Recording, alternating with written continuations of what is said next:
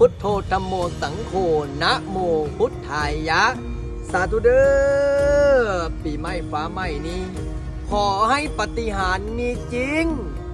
ถึงคิวคุณโยมละนาเศรษฐีคนใหม่เศรษฐีคนต่อไปคนที่จะรวยนะคือคนโยมละนาขอให้ปาฏิหาริย์มีจริงลัดคิวรวยพิเศษให้ญาติโยมที่เห็นคลิปนี้ไลฟ์นี้ด้วยเถิดน้อมรับสาธุเฮงรวยปังสาธุพิเศษเนาะขอให้เฮงขอให้ปังขอให้รวยสักทีเป็นเศรษฐีสักครั้งน้ำมนต์สะเดาะเคราะห์ต่อชะตาหากญาติโยมท่านใดป่วยไข้หากญาติโยมท่านใดเจ็บหากญาติโยมท่านใดป่วยก็ขอหากว่าข้าพเจ้าได้ล่วงเกินพ่อแม่ครูบาอาจารย์ล่วงเกินบิดามารดา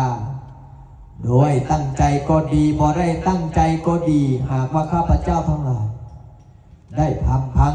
ลาดประมาทขาดคุณได้ล่วงเกินที่เจตนาก็ดีบ่ได้เจตนาก็ดีรับหน้าก็ดีรับหลังก็ดีขอให้ท่านทั้งหลายจงอโหสิกรรมให้ข้าพเจ้าขอให้ข้าพเจ้าหมดทุกข์หมดโศกหมดโรคหมดภัยหายทุกข์หายโศกหายโรคหายภัยนับแต่นี้เป็นต้นไปให้เงินไหลนองทองไหลมาทำสัญญาเอกสารขายที่ขายทางมีโชคมีลาภโชคดีร่ำรวยถูกเลขถูกหวย3 ตัวรางวัลที่ 1นับแต่นี้เป็นต้นไปขอให้ข้าพเจ้าหมดหนี้หมดสินมีอยู่มีกินไม่อดไม่อยากไม่ยากไม่จนขอให้เงินไหลนองขอให้ทองไหลมานะสาริติพุทธังเปิดธรรมังเปิดสังฆังเปิดโชคเปิดราภเปิดวาสนา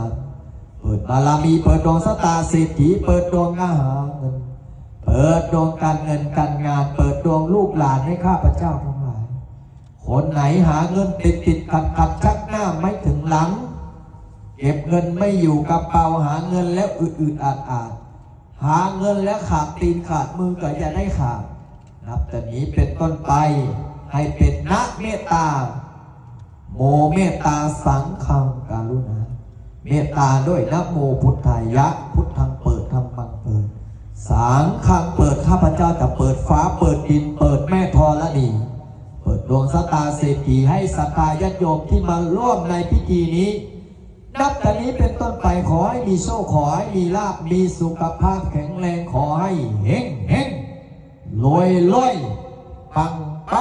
สัพเพเตโลกาสัพเพเตมายาสัพเพเตอันตรายาสัพเพเตอุปัตตวาสัพเพเตตุนิมิตังสัพเพเตอวามาสลาวินาสันโตอายุวัตโกตัมนาวัตโกสิริวัตโกยสวัส